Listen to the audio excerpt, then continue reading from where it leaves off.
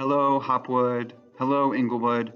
My name is Tommy Klein, and welcome to the fourth Sunday of Advent.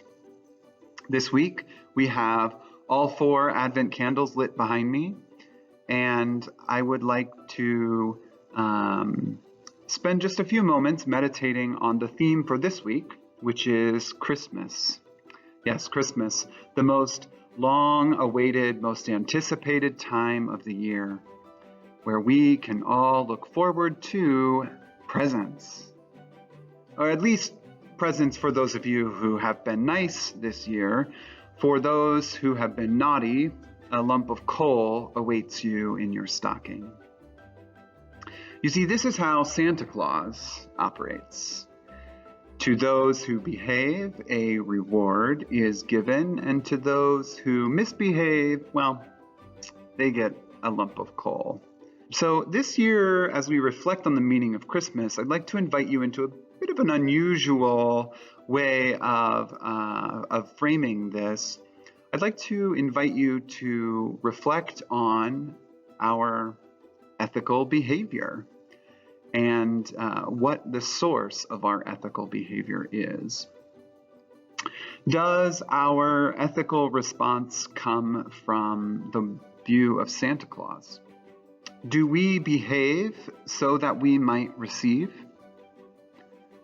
Or here in this time of Advent, with the coming of Jesus as the Son of God, have we been invited into a totally new way of envisioning our ethical response?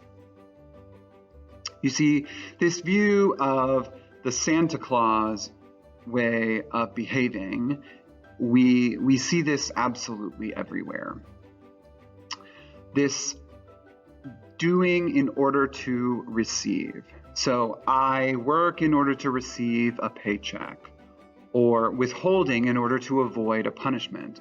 I don't speed on the highway in order to avoid getting a ticket. We even import this view, these Santa Claus ethics onto the Godhead. If we desire something from God, we might petition to God saying, "Oh God, I will go to church every week this year if you would just heal my loved one." Or if we perceive that we have sinned against God, we will punish ourselves in sackcloth and ashes.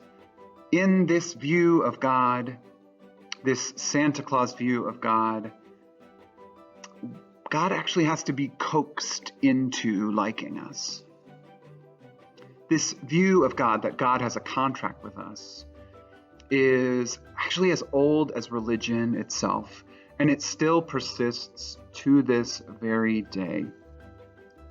We hear this message from everywhere. Even some of the authors of our scriptures had this view of God. But in some of our reflection, as we reflect on some of the scriptures from this week, for example, in Hebrews, we will hear that God spoke through the prophets to our ancestors in many times, in many ways. But in these last days, God has spoken to us through a Son. And it is in this speaking to us through a Son, this Jesus, who perfectly and completely reveals the character of the Godhead. This Son Jesus, who submitted his will to the Father and asked for our forgiveness while on the cross, while we were still enemies with God. This reconciled us to God. We'll also read from Isaiah that the people who walked in darkness have seen a great light. And elsewhere in the scriptures, we read that this light is made to shine on both the good and the evil. We'll read in the Psalms, "Go, tell of his wonderful deeds to all the peoples." And this all the peoples includes the fact that God makes the rain to fall on both the just and the unjust. So, does God treat us like Santa Claus? My friends, I bring you good news of great joy, which will be for all the people. God is not an accountant in the sky. God does not live at the North Pole making a list and checking it twice. This is the meaning of Christmas, that God, the God who sent his Son to us here at Christmas time, who revealed himself fully and completely in the character of Jesus, this God actually quite likes us.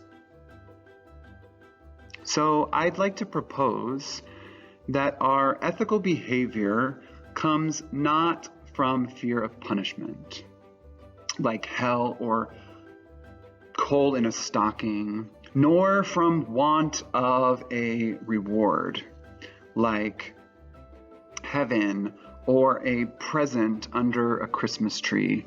You see, in both of these responses of giving in order to receive or withholding in order to avoid a punishment, in both of those instances, the self is located at the center.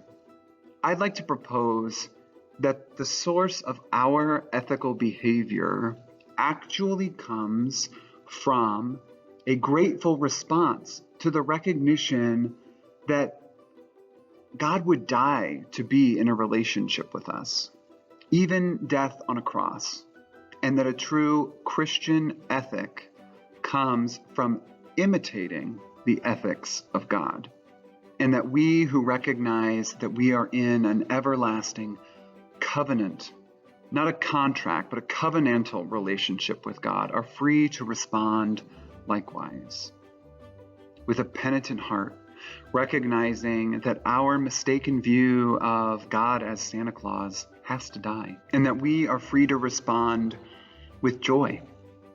The joy that comes from the recognition of this love you to the ends of the earth kind of relationship that God revealed to us in the sending of his Son and his death on the cross and his sending of the Spirit to transform our hearts into the image of the true human. And we are free to spread to all others the peace that passes understanding, the peace that comes from the recognition that we are all loved by God, and the recognition that not just are we created in the image of God, but that God came to us as a human and we sentenced him to die, but that God exalted this true human, and a human sits at the right hand of God the Father Almighty. And this informs our real recognition of the infinite worth of all humans. Not that we should treat others as enemies, but as friends. And this is the true meaning of Christmas, as Jesus came to us in the form of a human. Grace to you all. Merry Christmas, Hopwood. Merry Christmas, Englewood.